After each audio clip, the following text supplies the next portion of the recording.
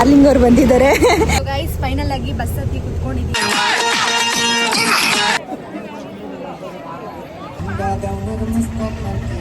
Final ಆಗಿ ಇವಾಗ ಮಂತ್ರಾಲಯಕ್ಕೆ ಬರುವಂತ ಫೈನಲಿ ರೀಚ್ ಆದ್ರೆ.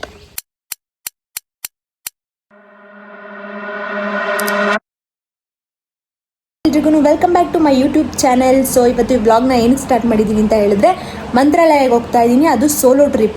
ಸೊ ಅಲ್ಲಿ ಏನೇನೆಲ್ಲ ಆಗುತ್ತೆ, ಯಾವ ಥರ ಆಗುತ್ತೆ, ಕಂಪ್ಲೀಟ್ ಡೀಟೇಲ್ ಅಂದ್ಕೊಡ್ತೀನಿ. ಹಾಗೆ ನನಗೆ ಟಿಕೆಟ್ ಬುಕ್ ಮಾಡೋಕ್ಕೆ ಮತ್ತು ಅಲ್ಲಿ ರೂಮ್ ಬುಕ್ ಮಾಡೋಕ್ಕೆ ಇದಕ್ಕೆಲ್ಲ ನನ್ನ ಫ್ರೆಂಡ್ಸ್ ಹೆಲ್ಪ್ ಮಾಡಿದ್ದಾರೆ. ಸೊ ನಿಮ್ಗೆ ಅದ್ರ ಡೀಟೇಲ್ಸ್ ಬೇಕಂತ ಹೇಳಿದ್ರೆ ನನಗೆ ಕಮೆಂಟ್ ಹಾಕಿ. ಸೊ ಅದ್ರ ಬಗ್ಗೆನೂ ನಾನು ಡೀಟೇಲ್ಸ್ ಕೊಡ್ತೀನಿ. ಏನೇನೆಲ್ಲ ಆಗುತ್ತೆ, ನನಗಂತೂ ಫುಲ್ ಎಕ್ಸೈಟ್ಮೆಂಟ್ ಇದೆ. ದರ್ಶನ ಯಾವ ಥರ ಆಗುತ್ತೆ, ಯಾವ ಥರ ಹೋಗ್ತೀನಿ, ಏನು ಮಾಡ್ತೀನಿ, ಫುಲ್ಲು ಡೀಟೇಲ್ಸ್ ನಿಮ್ಗೆ ತೋರಿಸ್ತೀನಿ. Guys keep watching. ಫೈನಲ್ ಆಗಿ ರೆಡಿ ಆಗಿದ್ದೀನಿ. ಬ್ಯಾಗ್ ಎಲ್ಲ ತೊಗೊಂಡು ಏನೇನು ಬೇಕು ಎಲ್ಲ ತೊಗೊಂಡು ರ್ಯಾಪಿಡೋ ಬುಕ್ ಮಾಡಿದ್ದೀನಿ, ಆಟೋ. ಸೊ ಬಂದಮೇಲೆ ಆಟೋಲ್ಲಿ ಹತ್ಕೊಂಡು ಹೋಗ್ತೀನಿ. ಗೈಸ್ ನನ್ನನ್ನು ಕಳಿಸ್ಕೊಡೋಕ್ಕೆ ನಮ್ಮ ಡಾರ್ಲಿಂಗ್ ಅವ್ರು ಬಂದಿದ್ದಾರೆ.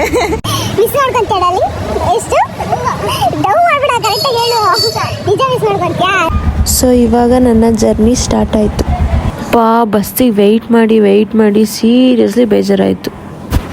ಸೊ ಗೈಸ್ ಫೈನಲ್ ಆಗಿ ಬಸ್ ಹತ್ತು ಕುತ್ಕೊಂಡಿದ್ದೀನಿ. ಯಪ್ಪ, ಈ ಬಸ್ ಹತ್ತೋದು ಬೇಡ, ಇದಕ್ಕೆ ವೆಯ್ಟ್ ಮಾಡೋದು ಬೇಡ ಅನ್ನಿಸ್ಬಿಡ್ತು. ಸೊ ನೋಡಿ ಮಲ್ಕೊಂಡ್ಬಿಡ್ತೀನಿ ಗೈಸ್. ಫುಲ್ ಟಯರ್ಡ್ ಆಗಿದ್ದೀನಿ. ಮಾರ್ನಿಂಗ್ ಡ್ಯೂಟಿ ಮುಗಿಸ್ಕೊಂಡು ಬಂದಿರೋದು. ಮಲಗಿಬಿಟ್ರೆ ಮಾರ್ನಿಂಗ್ ಎದ್ದೇಳ್ತೀನಿ ಗೈಸ್. ನಿದ್ದೆ ಬರ್ತಿಲ್ಲ, ಆದರೂ ಮಲ್ಕೊಂಡು ಟ್ರೈ ಮಾಡ್ತಿದ್ದೀನಿ. ಎಲ್ಲರೂ ಮಲ್ಕೊಳ್ಳಿ. Bye, good night.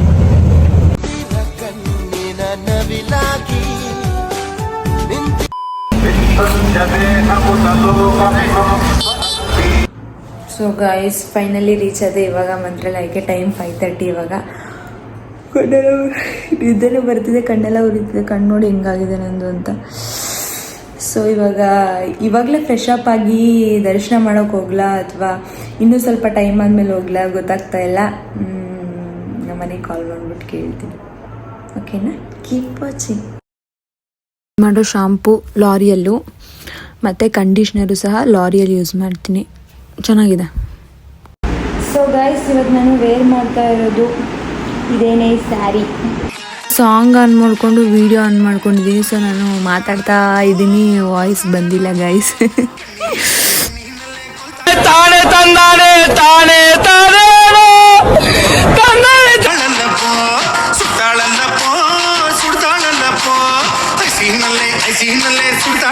ಫೈನಲ್ ಆಗಿ ರೆಡಿ ಆಗಿಬಿಟ್ಟು ಹೋಗ್ತಾ ಇದ್ದೀನಿ ದರ್ಶನ ಮಾಡೋಕ್ಕೆ. ಮಂತ್ರಾಲಯ ಆಂಧ್ರ ಪ್ರದೇಶದ ಕರ್ನೂಲಲ್ಲಿದೆ. ಸೊ ಕರ್ನಾಟಕ ತುಂಗಭದ್ರಾ ನದಿಯ ದಡದಲ್ಲಿದೆ. ಇದನ್ನ ಸಂತ ರಾಘವೇಂದ್ರ ಸ್ವಾಮಿಯವರ ಸಮಾಧಿ ಸ್ಥಳ ಅಂತ ಹೇಳ್ತಾರೆ. ಯಾಕಂತ ಹೇಳಿದ್ರೆ ಅವರು ತಮ್ಮ ಶಿಷ್ಯರ ಮುಂದೆ ಧ್ಯಾನಸ್ಥ ಸ್ಥಿತಿಯಲ್ಲಿ ಜೀವಂತವಾಗಿ ಅವರು ಅಲ್ಲೇ ಇದ್ದಾರೆ ಅಂತಲೂ ಹೇಳ್ತಾರೆ. ನಾನು ರೂಮ್ ರೀಚ್ ಆಗಿದ ತಕ್ಷಣ ಫ್ರೆಶ್ ಅಪ್ ಆಗಿಬಿಟ್ಟು ಅಲ್ಲಿಂದ ರೆಡಿ ಆಗಿಬಿಟ್ಟು ದರ್ಶನಕ್ಕೆ ಬಂದೆ. ಸೊ ಬೇಗ ದರ್ಶನ ಮುಗ್ದೋಯ್ತು. ದರ್ಶನ ಮುಗ್ದಿದ ತಕ್ಷಣ ನಾನು ಪ್ರಸಾದಕ್ಕೆ ಹೋದೆ, ಪ್ರಸಾದ ತಗೊಳ್ಳೋಣ ಅಂತ. ಪ್ರಸಾದ ತಗೊಂಡು ನಿಂತ್ಕೊಂಡು ದರ್ಶನ ಎಲ್ಲ ಬೇಗ ಆಯಿತು. ಆದರೆ ಪ್ರಸಾದಕ್ಕೆ ನಿಂತು ಫುಲ್ಲು ಸುಸ್ತಾಗೋಯ್ತು. ಇನ್ನೂ ಟಿಫನ್ ಮಾಡಿಲ್ಲ. ಫೈನಲಿ ಪ್ರಸಾದ ಸಿಕ್ತು. ಗೈಸ್ ಬಂದ್ಬಿಟ್ಟು ಮಲ್ಕೊಂಡಿದ್ದೆ. ಫುಲ್ಲು ಮಾರ್ನಿಂಗ್ ಬೇಗ ಬಂದಿದ್ನೆಲ್ಲ ಬಂದುಬಿಟ್ಟು ಮತ್ತೆ ಮಲ್ಕೊಂಡಿಲ್ಲ. ರೆಡಿ ಆಗಿಬಿಟ್ಟು ಹೋಗಿ ದರ್ಶನ ಮಾಡ್ಕೊಂಡ್ಬಂದೆ. ದರ್ಶನ ಆಗಿದ ತಕ್ಷಣ ಬಂದು ಮಲ್ಕೊಂಡಿದ್ದೆ, ವಿಡಿಯೋ ಮಾಡಲಿಲ್ಲ. ಇವಾಗ ಮತ್ತೆ ರೆಡಿ ಆಗಿಬಿಟ್ಟು ಸೊ ಇದಕ್ಕೆ ಹೋಗ್ತಾ ಇದ್ದೀನಿ. ಯಾವುದು ಅಂತ ಹೇಳಿದರೆ ಇಲ್ಲಿ ನಿಯರ್ ಯಾವುದಾದ್ರು ಟೆಂಪಲ್ ಇದೆ, ಒಂದು 5-6 ಪ್ಲೇಸಸ್ ಕವರ್ ಮಾಡ್ಬೋದು ಅಂತ ಹೇಳಿದ್ರು. ಅದಕ್ಕೆ ಒಂದು ದರ್ಶನಕ್ಕೆ ಹೋಗ್ತಾ ಇದ್ದೀನಿ. ನಾನು ಫಸ್ಟು ವಿಸಿಟ್ ಮಾಡಿದ ಪ್ಲೇಸೇನೆ ಅಭಯಾಂಜನೇಯ ಸ್ವಾಮಿ ಟೆಂಪಲ್ಲು. ಸ್ವಲ್ಪ ಕ್ರೌಡ್ ಇತ್ತು, ಆದರೆ ದೇವಸ್ಥಾನದೊಳಗಡೆ ಹೋದ್ಮೇಲೆ ಏನೋ ಒಂಥರ ಪೀಸಾಗಿ ಮೈಂಡ್ ಒಂಥರ ಫ್ರೆಶ್ನೆಸ್ ಫೀಲ್ ಆಯಿತು. ಸುತ್ತ ವಾತಾವರಣ ಮಾತ್ರ ನಿಜ ಚೆನ್ನಾಗಿತ್ತು. ಆಂಜನೇಯ ಸ್ವಾಮಿಯವ್ರದ್ದು ಆಶೀರ್ವಾದ ತಗೊಂಡು ಮುಂದೆ ಹೊರಟೆ. ಇದು ಏಕಶಿಲಾ ಮೂರ್ತಿಯಾಗಿದೆ. ಆಂಜನೇಯ ವಿಗ್ರಹ 33 ಫೀಟ್ ಇದೆ ಅಂತ ಹೇಳ್ತಾರೆ. ಅದನ್ನು 18 months ತಗೊಂಡು ಹಾರ್ಡ್ ವರ್ಕ್ ಮಾಡಿ ಅದನ್ನು ತಯಾರು ಮಾಡಿದ್ದಾರೆ ಅಂತ ಹೇಳ್ತಾರೆ. ಪ್ರತಿಷ್ಠಾಪನೆ ಮಾಡೋ ಟೈಮಲ್ಲಿ ಕೋತಿ ಬಂದು ಎಷ್ಟೇ ಜನ ಓಡ್ಸೋಕೆ ನೋಡಿದ್ರು ಅಲ್ಲಿಂದ ಹೋಗ್ಲಿಲ್ವಂತೆ. ಮಂತ್ರಾಲಯಕ್ಕೆ ಹೋಗಾದ್ಮೇಲೆ ಅಲ್ಲಿ ಸುತ್ತಮುತ್ತ ಇರೋ ದೇವಸ್ಥಾನಗಳನ್ನ ನೋಡೋದು ಒಂದು ಕಡೆ ಆದರೆ, ಆ ದೇವಸ್ಥಾನಕ್ಕೆ ಹೋಗೋ ರೋಡ್ಗಳು, ಆ ದಾರಿಗಳು ಮಾತ್ರ ನಿಜ ಸಖತ್ತಾಗಿತ್ತು ಗೈಸ್. ನನಗೆ ಆ ಮಗು ನೋಡಿದ್ಮೇಲೆ ಅನಿಸಿದ್ದು ಒಂದೇನೆ, ನನಗೆ ಈ ಥರ ಕ್ವಾಟ್ಲೆ ಕೊಡೋ ಮಗು ಆದರೆ ಹೆಂಗಪ್ಪ ನನ್ನ ಕತೆ ಅಂತ ಅನ್ನಿಸ್ತು. ಯಾಕೆ ಭಗವಂತ ನನಗಿಷ್ಟು ಪ್ರಶ್ನೆ ಮಾಡ್ತಾ ಇದ್ದಾನಲ್ಲ, ನಾನು ಯಾರಿಗೇನು ಮೋಸ ಮಾಡಿದ್ದೆ? ಅವ್ರ ಅಪ್ಪ ಅಮ್ಮಗೆ ಊಟ ಮಾಡೋಕ್ಕೂ ಬಿಡ್ತಿರ್ಲಿಲ್ಲ, ಆದರೂ ಒಂಥರ ನೋಡೋಕೆ ಚೆನ್ನಾಗಿತ್ತು. ಇವಾಗ ಇಲ್ಲಿ ಬಂದಿರೋದು, ಇಲ್ಲಿ ರಾಯರು ಧ್ಯಾನ ಮಾಡಿದ್ದು ಜಾಗ ಬೃಂದಾವನ ಅಂತ ಹೇಳ್ತಾರಲ್ಲ ಅದು. ನೋಡಿ ಎಷ್ಟು ಪೀಸಾಗಿದೆ, ಇನ್ನೂ ಆದರೆ ಸಕ್ಕತ್ತಾಗಿದೆ, ನೀರೆಲ್ಲ ಇದೆ. ಬನ್ನಿ ಇನ್ನು ತೋರಿಸ್ತೀನಿ. ಅಲ್ಲಿದ್ದ ಟೆಂಪಲ್ ಎಲ್ಲ ನೋಡಿಕೊಂಡು ನೆಕ್ಸ್ಟು ಬಿಚ್ಚಲಮ್ಮ ಟೆಂಪಲ್ ಕಡೆ ಹೋದೆ. ಏನಂತ ಹೇಳಿದ್ರೆ ಬಿಚ್ಚಲಮ್ಮ ಟೆಂಪಲ್ನ ಬಾಳೆಹಣ್ಣು ಮತ್ತು ಬೆಲ್ಲದಿಂದ ಕಟ್ಟಿದ್ದಾರಂತೆ. ಅದು ಯಾವ ಥರ ಅಂತ ನಂಗೆ ನಿಜ ಅರ್ಥ ಆಗಲಿಲ್ಲ, ಬಟ್ ಅಲ್ಲಿ ಹಾಕಿದ್ರು ಆ ಥರ ಬಾಳೆಹಣ್ಣು ಮತ್ತು ಬೆಲ್ಲದಿಂದ ಮಾಡಿದ್ದಾರೆ ಅಂತ. ದೇವದೇವೇಶ ದೈತ್ಯೇಶ ಯಕ್ಷೇಶ ಭೂತೇಶ ವಾಗೀಶ ಕೋಣೇಶ ವಾಯ್ವಗ್ನಿಕೋಟೀರ ಮಾಣಿಕ್ಯ ಸಂಗೃಷ್ಟ ಬಾಲ ತಪೋದ್ದಾಮಲಾಕ್ಷಾರ ಸಾರುಣ್ಯ ಲಕ್ಷ್ಮೀ ಗೃಹೀತಾಂಘ್ರಿ ಪದ್ಮದ್ವಯೇ ಅದ್ವಯೇ ಸುರುಚಿರ. ನಾನು ಹೋಗಿದ್ದ ಆಂಟಿ ಅವರಿಗೆ, ಆಂಟಿ ಒಂದೇ ಒಂದು ವಿಡಿಯೋ ಮಾಡಿಕೊಡಿ ಅಂದಾಗ ಆಂಟಿ ಇಷ್ಟು ಚೆನ್ನಾಗಿ ನನಗೆ ವಿಡಿಯೋ ಮಾಡಿಕೊಟ್ರು. ಅಲ್ಲಿ ಪೂಜೆ ಮಾಡೋ ಪೂಜಾರಿಯವರು ಅಲ್ಲಿನ ಹಿನ್ನೆಲೆ ಬಗ್ಗೆ ಹೇಳ್ತಾ ಇದ್ರು, ಎಲ್ಲ ತುಂಬ ಇಂಟ್ರೆಸ್ಟಿಂಗಾಗಿ ಕೇಳಿಸ್ಕೊಳ್ತಾ ಇದ್ರು. ನಾನು ಒಂದು ಸ್ವಲ್ಪ ಹೊತ್ತು ಕೇಳಿಸ್ಕೊಂಡು ಮುಂದೆ ಬಂದೆ. ಈ ಪ್ಲೇಸ್ ಏನಂತ ಹೇಳಿದ್ರೆ ರಾಯರು ಈ ಜಾಗಕ್ಕೆ ಬಂದು ವಿಶ್ರಾಂತಿ ಪಡಿತಾ ಇದ್ರು ಅಂತ ಹೇಳ್ತಾರೆ. ಇಲ್ಲಿ ಬಂದ್ಬಿಟ್ಟು ಅವರು ಕುತ್ಕೊಂಡು ವಿಶ್ರಾಂತಿ ಪಡಿತಾ ಇದ್ರಂತೆ. ಈ ಪ್ಲೇಸ್ ಎಲ್ಲ ನೋಡಿಕೊಂಡು ನಾವು ನೆಕ್ಸ್ಟು ಮುಂದೆ ಹೊರಟ್ವಿ.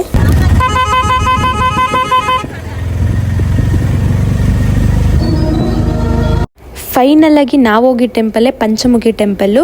ಇಲ್ಲಿ ಏನಂತ ಹೇಳಿದ್ರೆ ರಾಯರು 12 ವರ್ಷ ಸತತವಾಗಿ ಇಲ್ಲಿ ತಪಸ್ ಮಾಡಿದ್ದಾರೆ ಅಂತ ಹೇಳ್ತಾರೆ. ನಾನು ಹೋಗುವಾಗ ಅಲ್ಲಿ ಏನಾಯಿತು ಅಂತ ಹೇಳಿದ್ರೆ ಆ ಕೋತಿ ಆ ಪಾಪದು ಬಾಟಲ್ ಇಸ್ಕೊಂಡಿತ್ತು. ಪಾಪು ಅಳ್ತಾ ಇತ್ತು, ಆದರೆ ಆ ಕೋತಿ ಸುಮ್ಮನೆ ನೋಡ್ತಾ ಇತ್ತು. ಅಲ್ಲಿಂದ ಮುಂದೆ ಒಳಗಡೆ ಟೆಂಪಲ್ ಒಳಗಡೆ ಹೋದೆ. ಅನಂತಾಚಾರ್ಯರಿಗೆ ಕನಸಲ್ಲಿ 5 ಮುಖಗಳು ಬಂದಿದ್ವಂತೆ. ಸೊ ಹಾಗಾಗಿ ಇದು ಪಂಚಮುಖಿ ಟೆಂಪಲ್ ಮಾಡಿದ್ರು. ಇಲ್ಲಿ ಆಂಜನೇಯ ಸ್ವಾಮಿ ಜೊತೆ ನರಸಿಂಹ, ಗರುಡ, ಹಯಗ್ರೀವ, ಭಗವಾನ್ ವರಹ ಪ್ರತಿನಿಧಿಸುವ 5 ತಲೆಗಳಿದೆ. ಇದು ಪಂಚಮುಖಿ ದೇವಸ್ಥಾನ. ಇಲ್ಲಿಂದ ಇವಾಗ ಇಲ್ಲೆಲ್ಲ ದರ್ಶನ ಮುಗಿಸ್ಕೊಂಡು ಮತ್ತೆ ನಮ್ಮ ಆಟೋ ಹತ್ರ ಹೋಗ್ತಾ ಇದ್ದೀನಿ. ಹೋಗೋಣ.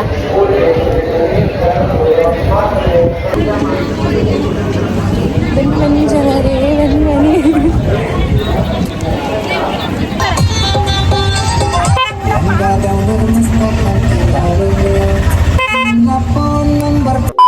ಗೈಸ್ ಏನಂತ ಹೇಳಿದ್ರೆ ಅದೆಲ್ಲ ಪ್ಲೇಸ್ ನೋಡ್ಕೊಂಡ್ ಬಂದು ಹಂಗೆ ಮಲ್ಕೊಂಡೆ. ಏನೋ ಗೊತ್ತಿಲ್ಲ, ಟೆಂಪಲ್ ಅಂದ್ರೆ ಮಾರ್ನಿಂಗ್ ಬೇಗ ಎದ್ದಿರೋದಕ್ಕೂ ಏನೋ ಬೇಗ ನನ್ಗೆ ಗೊತ್ತಿಲ್ಲ, ಹಂಗೆ ಮಲ್ಕೊಂತಾ ಇದ್ದೀನಿ. ಮಾರ್ನಿಂಗ್ ದರ್ಶನ ಮುಗಿಸ್ಕೊಂಡ್ಬಂದು ಫೋನ್ ನೋಡ್ತಾ ಇದ್ನ, ಅವಾಗ್ಲೂ ಹಂಗೆ ಮಲ್ಕೊಂಡ್ಬಿಟ್ಟಿದೀನಿ. ಆಮೇಲೆ ಮತ್ತೆ ಇವಾಗ ಅಲ್ಲೆಲ್ಲ ಪ್ಲೇಸಸ್ ನೋಡ್ಕೊಂಡ್ಬಂದು ಆಕ್ಚುಲಿ ಸ್ವಲ್ಪ ಟಯರ್ಡ್ ಆಗಿತ್ತು, ಹಂಗೆ ಮಲ್ಕೊಂಡಿದೀನಿ. ಗೊತ್ತೇ ಆಗಿಲ್ಲ, ಫೋನ್ ನೋಡ್ಕೊಂಡು ಔಟ್ಸೈಡ್ ಎಲ್ಲ ಬರೋಣ, ಸ್ವಲ್ಪ ಪ್ಲೇಸಸ್ ಎಲ್ಲ ಇನ್ನು ನೋಡಿರ್ಲಿಲ್ಲ, ನೋಡೋಣ, ಬಟ್ ಅಷ್ಟೊಂದು ಮಲ್ಕೊಂಡ್ಬಿಟ್ಟಿದೀನಿ, ಗೊತ್ತೇ ಆಗಿಲ್ಲ ಗೈಸ್.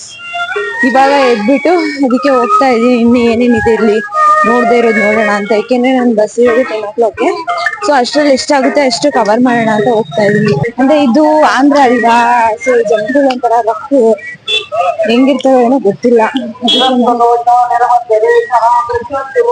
ನಂಗೆ ಈ ತರ ಕ್ರೌಡ್ ಅಲ್ಲಿ ದೇವಸ್ಥಾನ ಹೋಗ್ತಾರೆ ಓಡಾಡಿಲ್ಲ, ಸ್ವಲ್ಪ ಭಯ ಇದೆ.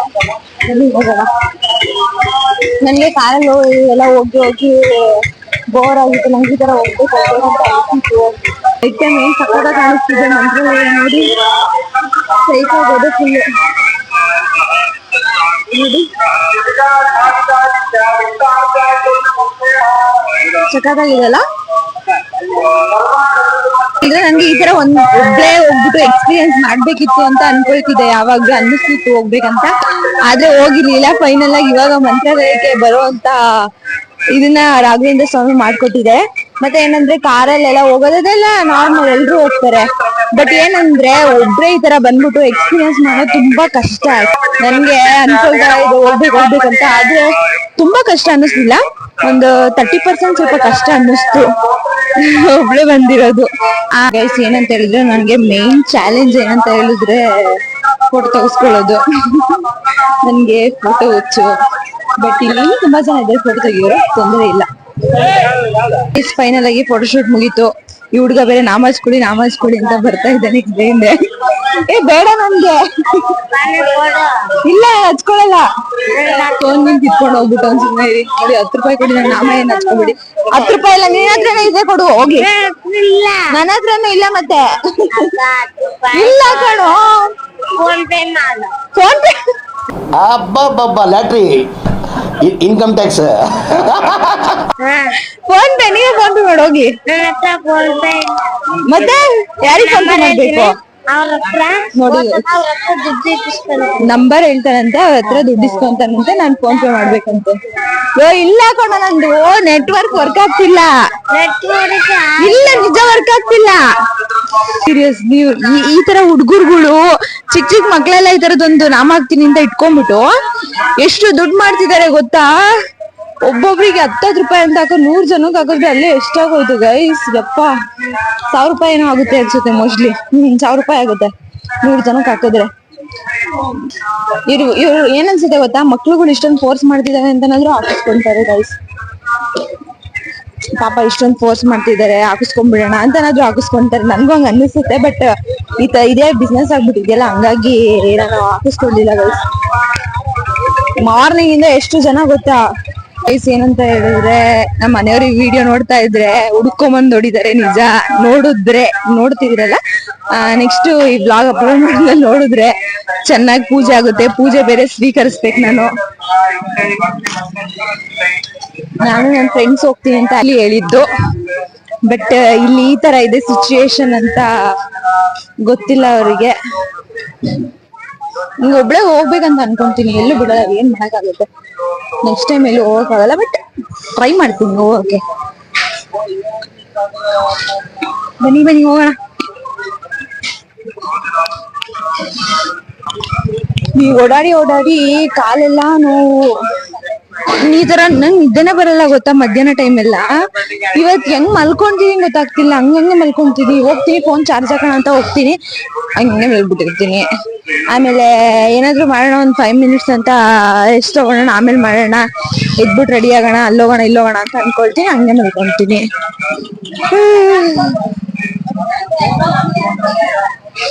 ಇನ್ನೊಂದೇನಂತ ಹೇಳಿದ್ರೆ, ನಾನು ಆಟೋಲೆಲ್ಲ ಅಲ್ಲೆಲ್ಲ ರೌಂಡ್ಸ್ ಹೊಡೆದ್ನಲ್ಲ, ಅಲ್ಲೇನಾಯ್ತು ಅಂತ ಹೇಳಿದ್ರೆ, ಆಟೋದವ್ರನ್ನ ಕೇಳ್ತಿದ್ದೆ, ಒಬ್ಬೊಬ್ರು 1000 ಹೇಳ್ತಾ ಇದ್ರು.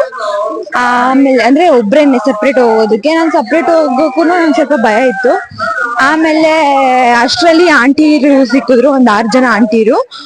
ಆ ಆಂಟಿರ್ ಜೊತೆ ಹೋದೆ ಗೈಸ್. ಅವರೇ ಬನ್ನಿ ನಾವು ಹೋಗ್ತಾ ಇದೀವಿ, ನಮ್ ಜೊತೆನೆ ಬಂದ್ಬಿಡಿ, ನೀವು ಒಬ್ರೇ ಇದ್ದೀರಾ ಅಂತ ಕರೆದ್ರು. ಚೆನ್ನಾಗಿತ್ತು ಒಂಥರ.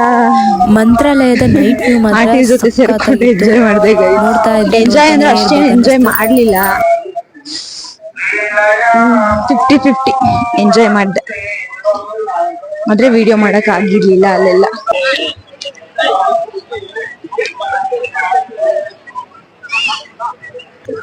ಸೊ ನೋಡಿ ಚೆನ್ನಾಗಿದಲ್ಲ. ಒಂದ್ 2 days ಇಂದ ಅನ್ನಿಸ್ತಿತ್ತು ಗೈಸ್ ಬರ್ಬೇಕಂತ ಮಂತ್ರಾಲಯಗೆ, ಅದಕ್ಕೆ ಬಂದ್ಬಿಟ್ಟೆ. ಯಾರನ್ನು ಕೇಳಲಿಲ್ಲ, ನೀವ್ ಬರ್ತೀರಾ ಅಂತ. ಬರ್ಬೇಕಂದಿದ್ರೆ ಬಂದಿದ್ದ ಸ್ವಲ್ಪ ಪ್ಲೇಸ್ ಇದೆ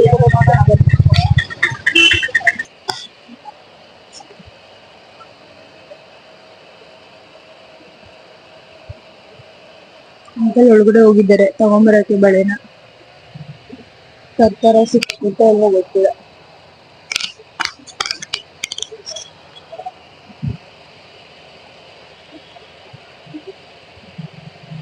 ಮಂತ್ರಾಲಯಕ್ಕೆ ಬಂದಿದ್ದೀನಲ್ಲ, ಬಳೆ ತಗೊಂಡ್ ಹಾಕೊಳ್ಳೋಣ ಅಂತ. ಬೇರೆ ಏನು ಜೊತೆಲಿ ಇರಲ್ಲ, ಕುಂಕುಮ ಇಟ್ಕೋಬಹುದು, ಬಟ್ ಅಲ್ಲಿ ಪೂಜೆ ಮಾಡ್ತಿರೋದು ಆ ತರದ್ದು ಯಾವ್ದು ಏನು ಇಲ್ಲ ನನ್ನ ಹತ್ರ. ಹಂಗಾಗಿ ಬಳೆನ ತಗೊಂಡ್ ಹೋಗ್ತೀನಿ. ಕರೆಂಟೇ ಹೋಯ್ತು. ಇರೋ ತರ ಬಳೆ ಸಿಕ್ಲಿಲ್ಲ ಗೈಸ್. ನೆಕ್ಸ್ಟ್ ಶಾಪ್ ಹೋಗ್ತಾ ಇದೀನಿ, ಬಟ್ ಎಲ್ಲ ಕರೆಂಟ್ ಇಲ್ವಲ್ಲ, ಎಲ್ಲಿಗೆ ಶಾಪ್ ಅಂತ ಗೊತ್ತಾಗ್ತಿಲ್ಲ. ನಾನ್ ಕಾಣಿಸ್ತಾ ಇದೀನ, ಕರೆಂಟ್ ಇಲ್ಲ. ಬನ್ನಿ, ಇಲ್ಲೊಂದು ಶಾಪ್ ಇದೆ, ಇಟ್ಕೋಣ. ಇಲ್ಲೆಲ್ಲ ಬರೀ ಹಾರ, ಮನೆಗೆ ಇಲ್ಲ, ಎಲ್ಲಿ ಇಟ್ಕೋದು ಈ ಬಳೆನ.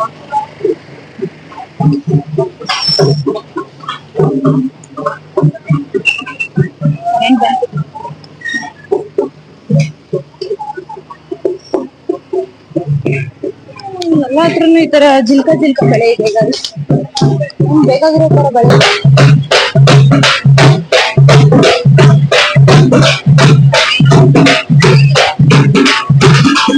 ಶಾಸ್ತ್ರ ಅನ್ಸುತ್ತೆ ಗೈಸ್, ನಂಗೆ ಗೊತ್ತಿಲ್ಲ.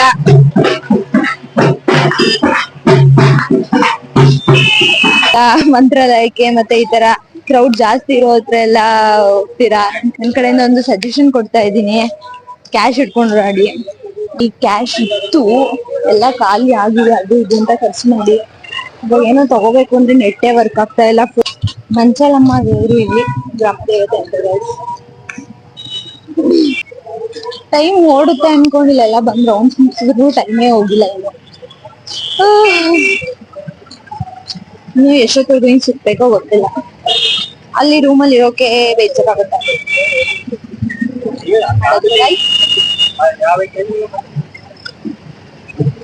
ಬಿಸ್ಲು ಗೈಸ್ ಇಲ್ಲಿ. ನಾನಂತೂ ಫುಲ್ ಟ್ಯಾನ್ ಆಗಿದ್ದೀನಿ, ನಂಗೆ ಚೆನ್ನಾಗ್ ಗೊತ್ತು. ಮೊದ್ಲೇ ಟ್ಯಾನ್ ಆಗಿದೆ, ಇನ್ನು ಟ್ಯಾನ್ ಆಗಿದ್ದೀನಿ. ನಾಳೆ ನನ್ನ ಫೇಸ್ ಯಾವ ಪರಿಸ್ಥಿತಿ ಬರುತ್ತೆ ಅಂತ ಗೊತ್ತಿಲ್ಲ ಗೈಸ್. ನಾಳೆ ನೋಡ್ಬೇಕು, ಕಾದು ನೋಡೋಣ. ಒಳ್ಳೆ ಬಿಸಿಲು, ಎಷ್ಟು ನೀರ್ ಕುಡಿದ್ರು, ಎಷ್ಟು ಜ್ಯೂಸ್ ಮತ್ತೆ ಐಸ್ ಕ್ರೀಮ್ ಮಾತ್ರ ಅಂದ್ರೆ ಕೋಲ್ಡ್ ಆಗಿರ್ಲಿ ಅಂತ ಮತ್ತೆ ಫ್ರೂಟ್ ಸಲಾಡ್ ಎಲ್ಲ ತಿಂದ. ಆದ್ರೂನು ಇವಾಗ ಜಸ್ಟ್ ತಿಂದಿರ್ತೀನಿ, ಮತ್ತೆ ಏನಾದ್ರು ಕೋಲ್ಡ್ ಆಗಿರೋದು ಏನಾದ್ರು ಕುಡಿಬೇಕು. ತುಂಬಾ ಬಿಸಿಲಿದೆ ಮಾತ್ರ. ಅಪ್ಪ ಇಲ್ಲಿರೋರೆಲ್ಲ ಹೆಂಗಿದಾರೋ ಏನೋ ಗೊತ್ತಿಲ್ಲ, ಅಂದ್ರೆ ಅವ್ರದ್ದು ಅಡ್ಜಸ್ಟ್ ಆಗ್ಬಿಟ್ಟಿರ್ತಾರೆ ಆಲ್ರೆಡಿ. ಏನಂತ ಹೇಳಿದ್ರೆ ಇಲ್ಲಿ ಏನಾದ್ರು ತಿನ್ನೋಣ ಅಂತ ಹೋದೆ, ಅಲ್ಲಿಂದ ಅಷ್ಟು ದೂರದಿಂದ ಈ ಕಡೆ ನಡ್ಕೊಂಡ್ ಬಂದಿದ್ದೀನಿ. ಇಲ್ಲೂ ನೆಟ್ವರ್ಕ್ ಇಲ್ಲ, ಸೊ ಇನ್ನೇನ್ ಮಾಡಕ್ಕಾಗಲ್ಲ. ಇಲ್ಲೇ ನಿಯರ್ ಮಾಡಿದ್ದೀನಲ್ಲ ರೂಮು, ಟೆಂಪಲ್ ನಿಯರ್ ಇದೆ. ಹಂಗಾಗಿ ಇವಾಗ ಹೋಗ್ಬಿಟ್ಟು ಕ್ಯಾಶ್ ತಗೊಂಡು ರಿಟರ್ನ್ ಹೋಗಿ ಮತ್ತೆ ತಗೊಂಡು ಬರ್ಬೇಕು. ಅವ್ರಿಗೆ ಬೇರೆ ಪಾರ್ಸಲ್ ಮಾಡಕ್ ಹೇಳ್ಬಿಟ್ಟೆ, ಆಮೇಲೆ ನೋಡಿದ್ರೆ ಪೇನೇ ಆಗ್ತಾ ಇಲ್ಲ. ಏನ್ ಮಾಡಕ್ಕಾಗಲ್ಲ. ಮತ್ತೆ ಇವಾಗ ಹೋಗ್ತೀನಿ. ಪಾಪ ಅಂಕಲ್ ಕನ್ನಡ ಬರಲ್ವಂತೆ, ಕನ್ನಡ ಬಿಟ್ರೆ ಬೇರೆ ಬರಲ್ಲ. ಅವರು ತೆಲುಗು ಅಂತಾರೆ, ನಾನು ಕನ್ನಡ ಚಿಂತಿರೋದು ಅಷ್ಟು ತಿಂದಿದ್ದೀನಿ ಅಂತಾನೆ ಅನ್ನಿಸ್ತಾ ಇಲ್ಲ ಗೈಸ್. ನೋಡೋಣ. ಆನಿಯನ್ ಕೇಳಿದ್ರೆ ಇಲ್ಲಿ ನೋಡಿ ಗೈಸ್, ಕೊಟ್ಟಿದ್ದಾರೆ. ಹೂ ತಗೊಂಡಿದ್ದೆ, ಹೂವೇ ಮುಟ್ಕೊಂಡಿಲ್ಲ. ಇಲ್ಲಿ ಎಷ್ಟು ಚೆನ್ನಾಗಿದೆ. ಇನ್ನು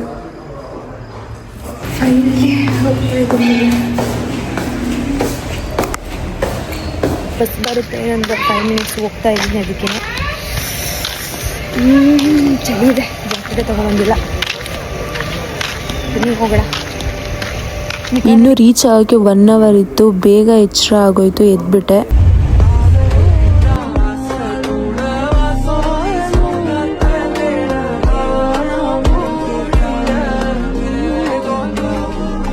ಮಾರ್ನಿಂಗ್ 7 o'clockಗೆ ಬ್ಯಾಂಗ್ಳೂರಿಗೆ ರೀಚ್ ಆದಮೇಲೆ ಮತ್ತೆ ನನಗೆ ಆಫ್ಟರ್ನೂನ್ ಡ್ಯೂಟಿ ಇತ್ತು. ಸೊ ಹೋಗಿ ಮಲ್ಕೊಳ್ಳೋಣ ಅಂತ ಬೇಗ ಹೋದೆ.